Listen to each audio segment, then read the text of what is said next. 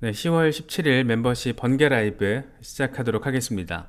리플과 관련해서 지난달부터 굉장히 잊을만 하면 한 번씩 꽤 임팩트 있게 등장했던 이슈가 IPO와 관련된 부분이었어요. 특히 지난 9월 28일 뉴욕 파티, 리플 뉴욕 파티 직전부터 뉴욕 파티를 통해서 리플 브래드 걸링하우스 CEO가 IPO와 관련된 계획이나 의지를 밝히는 것 아니냐, 그런 어떤 전망들, 기대 이런 것들이 쏟아지면서 IPO 기습 발표 뭐 이런 식의 어떤 뉘앙스들이 많이 깔려 있었죠. 물론 뉴욕 파티 때는 아무런 일들이 없었습니다. 아무런 발표나 발언 같은 건 없이 지나갔지만 IPO 이슈 같은 경우에는 워낙 어떤 리플 소송 이후에 진행되는 거의 당연한 넥스트 스텝으로 지금 생각이 되는 거기 때문에, 그런데 그 이슈 자체가 워낙 임팩트가 크잖아요. 리플이 IPO가 된다, 나스닥 상장 기업이 되는 겁니다. 그래서 어떤 스타트업에서 이제 정말 핀테크 주류 기업다운 하나의 어떤 프레임을 갖추게 되는 상황이다 보니까 IPO에 대한 기대감은 늘 살아있는, 여전히 살아있는. 그런데 소송 이슈가 워낙 조금 지금 답답하게 장기화되다 보니까 답답하게 발목을 잡고는 있지만, 어쨌든 IPO 이슈는 늘 살아있는, 아직까지는 굉장히 살아있는 이슈다, 이런 점이 정서적으로 밑바탕에 깔려 있는 거죠. 그래서 IPO만 돼봐라, XRP는 20배 상승한다, 뭐 이런 전망들도 많이 나오고 있죠. 그런데 물론 전망이라기보다 기대감에 깔린 그런 희망 회로에 좀 가깝긴 하지만, 어쨌든 그만큼 IPO 이슈는 그냥 객관적으로 보더라도 굉장히 세죠. 큰 이슈긴 하죠. 지금 또 IPO 얘기가 또 왜 나오냐? IPO가 왜 이런 얘기가 나오냐면, 지금 리플이 채용 공고를 냈는데 뭐 여러 가지 포지션에 대해서 지금 채용이 진행되고 있어요. 그런데 그 중에 하나가 뭐냐면 주주 커뮤니케이션 책임 매니저, 쉐어홀더 커뮤니케이션 시니어 매니저. 이걸 딱 보는 순간 아는 사람들은 느낌이 확 왔을 거예요. 아, IPO 준비하고 있구나. 지금 내부적으로는 이제 IPO 준비를 하고 있고, 요거를 대외적으로 총괄하는 커뮤니케이션 총괄자, 주주 커뮤니케이션 시니어 매니저. 재밌죠? 그래서 지금 리플 같은 경우에는 IPO와 관련해서는 하나하나 차근차근 진행을 하고 있구나, 이런 부분들을 이번에 선명하게 조금 느낄 수 있는 부분, 거기다가 이런 것들에 대해서 조금 아는 사람들 사이에서는 오케이, IPO 이제 준비 본격 신호탄 나온 거다, 일단 사람 채용까지 들어갔고 소송은 소송대로 가는 거고, 이리 가나 저리 가나 약식재판 판결에 있어서 리플 측이 굉장히 유리하게 지금 중요한 부분에 있어서 승기를 잡은 거잖아요. 거기다가 중간 항소도 기각이 돼버리고 그런 상황이다 보니까 오케이, 소송은 소송대로 가는 거고 저러다 잘 마무리될 거고, 리플랩스는 리플랩스대로 이제 기업의 비전을 향해서 나아가는 거잖아요, IPO라는 게. 그래서 IPO는 IPO대로 진행을 하는 거구나, 뭐 이런 정서적인 부분들이 좀 깔려 있는 것 같습니다. 물론 기본적으로는 소송이 잘 마무리가 되던가, 어떤 의미 있는 배심원 판결이 나와주던가, 그러니까 1심 판결에 대한 항소가 진행이 된다고 하더라도 1심 판결, 정식 판결 결과가 리플 측이 완전 우세하다 이러면 분위기 완전 조금 더 달라질 수 있겠죠. 그래서 IPO의 정확한 시점에 대해서는 지금 얘기하기는 어려울 것 같아요. 지금 얘기하기 당연히 어렵죠. 소송이 어쨌든 지금 진행 중이고 내년 2분기가 돼야지, 2분기가 지나야지 어떤 하나의 굵직한 어떤 포인트 지점을 우리가 바라볼 수 있을 거기 때문에, 아직 뭐 연내, 뭐 연초 이렇게 얘기하는 건 그냥 근거 없이 하는 얘기들이라고 보는 게 맞지 않나 싶습니다. 그런데도 우리가 좀 기대하고 있는 거는, 예를 들어서 뭐 브래드 갈링하우스 CEO가 이것과 관련해서, IPO와 관련해서 굉장히 조금 의미 있는 어떤 멘트들을 해주는 것, 뭐 요 정도는 기대할 수 있겠죠. 그런데 SEC와 소송이 진행되는 와중에 저렇게 서로 못 잡아먹어갖고 지금 난린데, 이런 와중에 SEC를 통해서 IPO를 한다, 좀 이상하죠. 그래서 소송 리스크가 우선적으로 잘 마무리가 되고 그 다음 넥스트 스텝이 IPO다, 이렇게 바라보는 게 일반적인 상식 기준에서는 맞지 않나, 그런 생각이 듭니다. 이거 근데 요 사람, 이 쉐어홀더 커뮤니케이션스 시니어 매니저가 어유 뭐 여러 가지를 해야 돼요. 여러 가지를 할 일이 엄청 많습니다. 요거 가져오라는 거예요. 요거 능력 다 가져오면은 요거 주겠다는 거예요. 연봉이 꽤 많습니다. 일단 지금 필요한 어떤 직책인지 어떤 역할을 하는지를 보면 우리가 또 짐작할 수 있는 부분들이 있을 거잖아요. 간단하게 요약을 하면 이 투자자와 주주 등 이 주요 그룹에 대한 커뮤니케이션을 담당을 한다. 이건 조금 원론적인 얘기인 거고, 이 잠재 투자자들에게 회사의 전략, 또 목표, 성과 이런 것들을 이제 발표를 하고 재무 상대 등에 대한 교육을 진행을 하고 대중 전략 메시지를 개발을 한다. 이거 IPO 준비하는 사람인 거죠. 그러니까 여기서 특히 이제 잠재 투자자에 대한 회사의 전략과 목표와 성과를 발표하는 사람. 이거 지금 딱 리플이 언제였죠? 저번 4월에 비공개 로드쇼 진행했던 그런 내용들을 담당하는 지금 책임자를 채용을 하고 있는 겁니다. 그래서 투자 경력이 중요해요. 경력이 일단 5년 이상의 경력이 있어야 되는데, 어떤 경력이냐면 투자 관계사 또는 헤지 펀드 또는 투자 은행 등에서 5년 이상의 경력이 있어야 되고, 이 모든 역할을 잘 해낼 수 있으면은 14만 3,792달러에서 연봉 17만 9,740달러 이게 지금 애뉴얼 베이스 샐러리 레인지라고 합니다. 우리 돈으로 하면 1억 9천만 원에서 한 2억 4천만 원 정도? 연봉은 꽤 높은 편이에요. 연봉은 꽤 높은 편인데, 일단 뭐 근무지 뉴욕이고 연봉은 높고 다 좋은데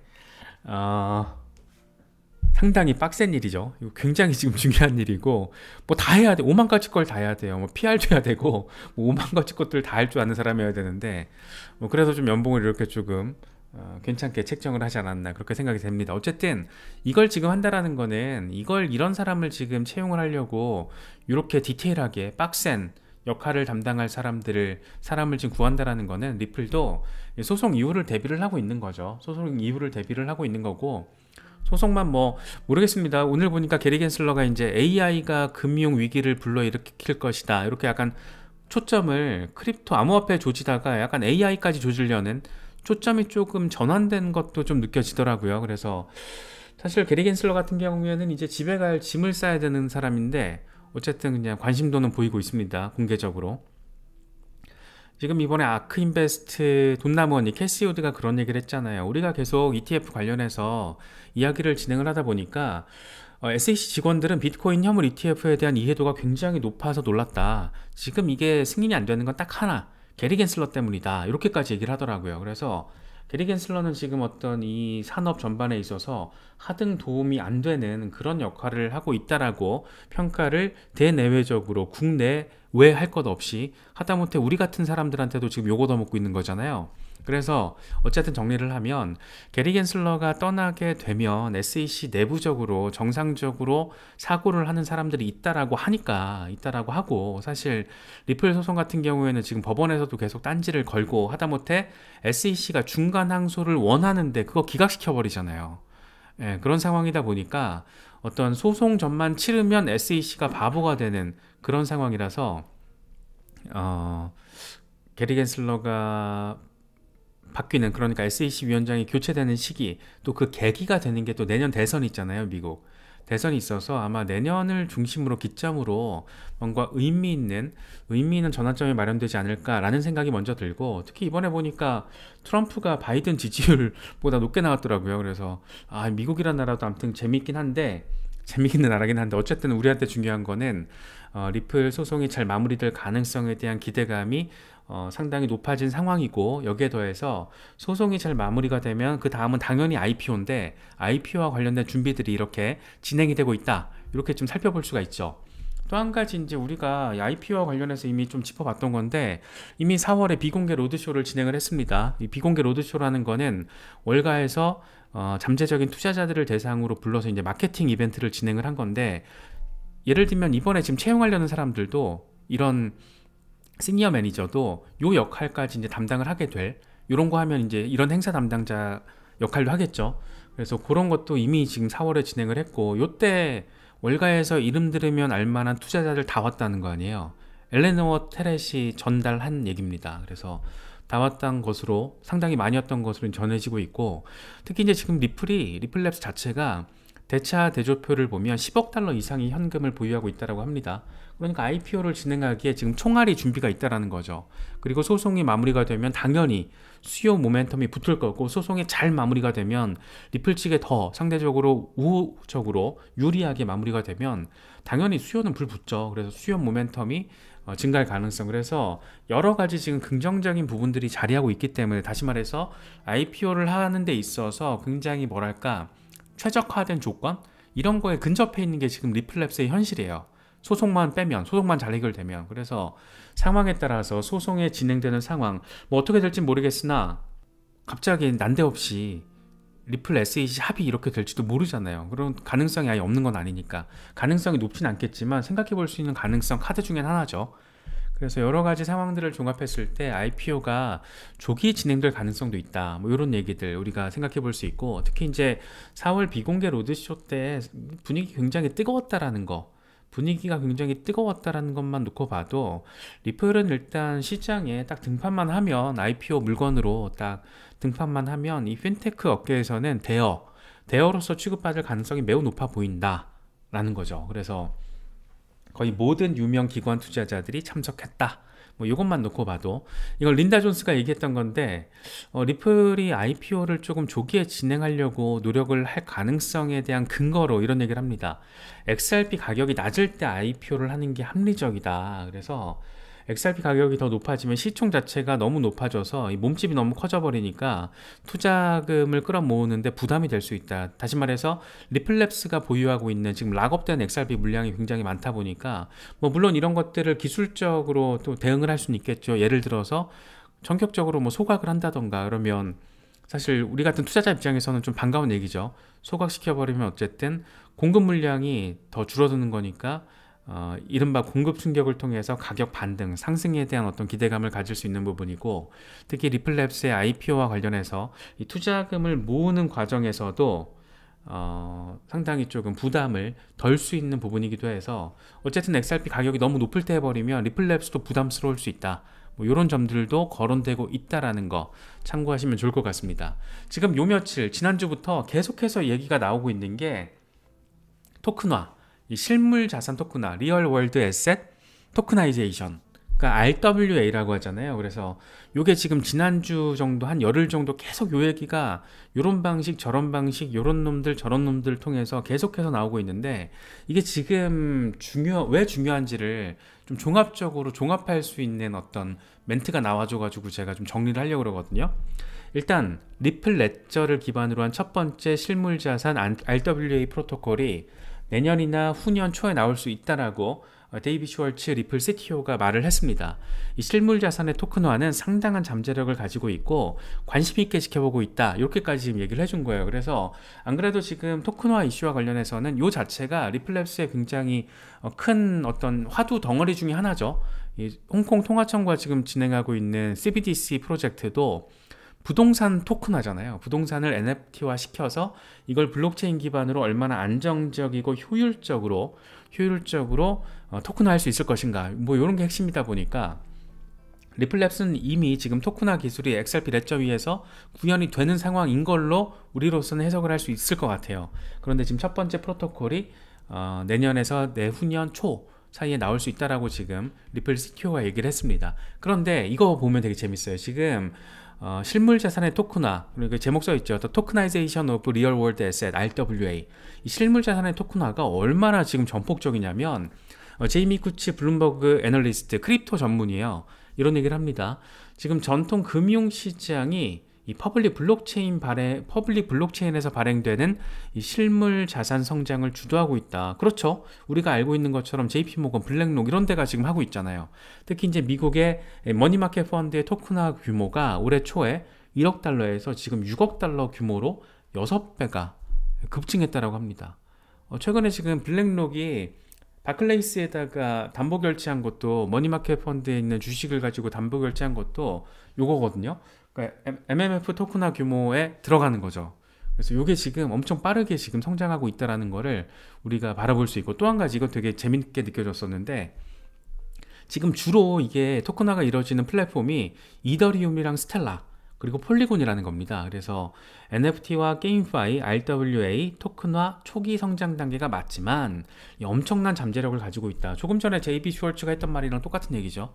그러니까 리플랩스가 지금 여기에서 파일을 먹으려고 하는 거죠.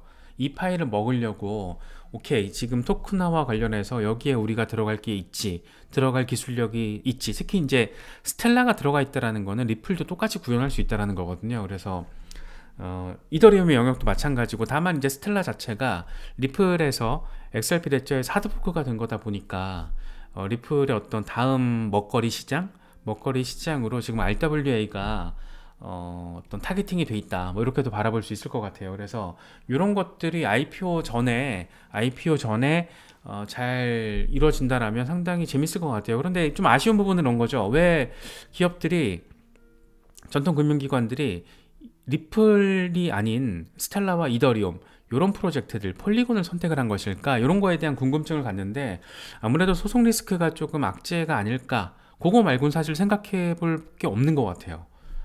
생각해 볼 수 있는 게 없는 것 같고, 지금 뭐 글로벌하게 지금 이렇게 사이즈가 커져가고 있다라는 것도 상당히 의미가 있고, 뭐 부동산 분야, 핀테크 분야, 크립토 트레이딩, 이 토큰화가 굉장히 지금 다양한 분야에서 활발하게 이루어지고 있다라는 거, 우리가 지금 이렇게 표를 통해서도 확인을 할 수가 있습니다.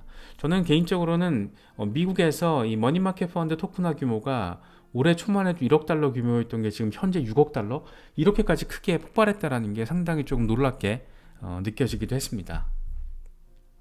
그래서 뭐 자산의 토큰화 이슈는 우리가 짚어봤지만, 지금 JP모건이 갑자기 훅 하고 들어왔잖아요. 그래서 블랙록이 JP모건의 오닉스 블록체인 네트워크를 활용을 해서 바클레이스의 담보 결제를 성공적으로 진행을 했다. 이 첫 번째 성공 사례다. 이게 상당한 눈길을 끌었던 거고, 마찬가지로 JP모건이 구축하고 있는 이 토큰화 결제는 XRP 레저 위에서도 어떤 하나의 시장으로 형성될 가능성이 매우 높다라는 점에서 우리가 조금 관심 있게 지켜볼 만한 가치가 있지 않나 생각이 됩니다. 특히 이건 지금 뭐 JP모건만의 이슈가 아닙니다. UBS와 뭐 LSEF, 시티그룹 등등 대형 은행들이, 전통 대형 은행들이 이 토큰화 프로그램 테스트를 진행을 하고 있고, 결국 중요한 건 역시 그런 거겠죠. 얼마나 많은 유동성을 확보할 수 있고, 얼마나 안정적으로 이 토큰화 결제나 담보 결제가 될 수 있을 것인가, 그게 중요한 건데, 그렇다 보니까 결국에는 미디어 커런시, 이걸 미디에이트 할 수 있는 커런시, 크립토 커런시로서 XRP가 주목받을 수 있는 거고, 요런 거를 또 다양한 블록체인의 상호 운용성을 증대시키는 관점에서 체인링크가 최근에 주목을 받았던 거고, 뭐 그렇게 조금 이어서 생각을 해볼 수가 있겠죠. 특히 최근에 이제 CBDC와 관련해서도 결국에는 이게 토큰화다 라는 걸 이제 마스터카드가 지금 테스트를 잘 하고 있고, CBDC를 락업시키고 이거를 랩드 CBDC를 민팅을 해서 NFT를 구매하게끔, 블록체인 기반으로 NFT를 구매하게끔. 그래서 결국에 자산의 토큰화라는 게 뭐 CBDC의 영역, 뭐 크립토 커런시의 영역, 기존 금융 레거시 금융기관들의 사업 영역, 이런 것들과 다 지금 얽히고 설켜 있어서 이게 상당히 재미있어요. 그래서 잠재력이 풍부하다라고, 잠재력이 엄청나다라고, 뭐 데이비 슈월츠도 그렇고, 아까 제이미 쿠츠 같은 경우에도 그렇고 똑같이 얘기를 하고 있잖아요. 그래서 아직은 초기 단계고, 결국에는 이 잠재력에 우리가 조금 방점을 찍을 필요가 있다. 그걸 통해서 투자의 전략적인 스탠스를 만들면 좋지 않을까, 뭐 이런 생각이 드는 거죠. 그래서 이게 사실 리플과 직접적으로 닿아 있는 부분도 있고, 간접적으로 기대가 되고 있는 부분도 있는데, 어쨌든 리얼 월드 에셋, 실물 자산의 토큰화 이슈는 굉장히 지금 사이즈가 엄청 커지고 있고, 이미 대형 괴물급 기관들이 다 들어와서 이걸 활용해서 돈과 시간을 절약하고 있다. 그런 부분들을 참고를 하시면 좋을 것 같고, 여기에 리플랩스도 지금 들어가려고 활성화시키기 위해서 어떤 타임테이블이 나왔다, 이 정도까지. 그래서 이런 부분들이 잘 설정이 됐을 때 IPO 이슈가, 소송이 잘 마무리되고 IPO 이슈가 땅 떨어지면 리플 XRP는 이제 제갈 길을 가는 뭐 그런 상황이 될 수 있지 않을까, 뭐 개인적으로는 기대를 하고 있는데, 그 시점이 좀 오래 걸릴 수도 있을 것 같고, 뭐 한두 달 안에 그러면 참 좋겠습니다만, 어쨌든 아직 소송 리스크가 발목을 잡고 있고, 적어도 내년 2분기 이후까지는 조금 상황을 봐야 되기 때문에 당장에는 조금 답답하게 느껴질 수도 있겠지만, 그런 부분들을 좀 참고하셔서 바라보시면 더 좋지 않을까 생각이 됩니다.